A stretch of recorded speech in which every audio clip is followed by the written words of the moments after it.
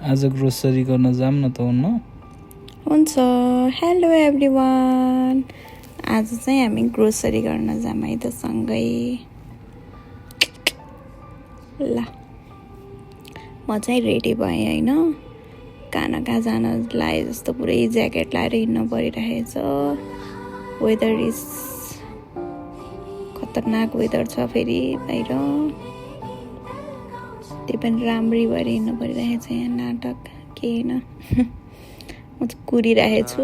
कतिखेर सिनेमा जीव आउनुहुन्छ र जाने भनेर, कतिखेर आउने हो अत्तो पत्तो छैन। फेरि किन हो ढुकाएको, कतिखेर आउने हो। अब हाम्रो चाहिँ कस्तो हुन्छ भन्दाखेरि 2 जना भएर नै ग्रोसरी जानुपर्छ कि एक्लै गएर हुँदैन, त्यही भएर कुरिराख्नु परिरहेछ। एक्लै गयो भने त हुन्थ्यो नि यो जाडोमा, हुन्थ्यो के अरे तिमी जाने भने त्यही भएर हजुर हामी सँगै जान्छौँ। आउनुभयो फाइनल्ली। हेलो हाई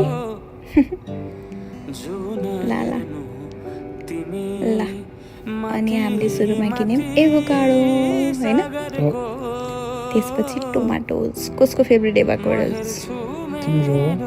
हजुरको होला नि, मेरो त पियर्स हो। हामीले पियर्स पनि लियौँ। अनि रेड ओनियन्स, येलो ओनियन्स चाहिँ मलाई मन पर्दैन, त्यही भएर रेड ओनियन्स। त्यसपछि हामीले लियौँ गार्लिक होइन, 2टा गार्लिक। अनि लियौँ हामीले आलु खाने होइन, अब त्यत्रो धेरै किन्यौँ है।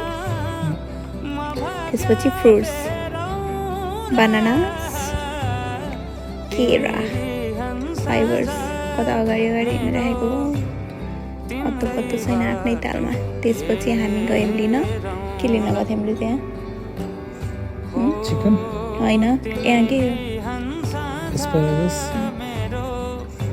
यो चाहिँ एकदम कमलो हुन्छ, हल्का भुट्यो भने मिठो हुन्छ। त्यसपछि हामीले बेरिजहरू लियौँ, फाइबर्स। अनि हामीले लियौँ बिन्स, 3टा बिन्स लिएको थिएँ, 3 प्याकेट्स अफ बिन्स। लाग्छ बिन्स।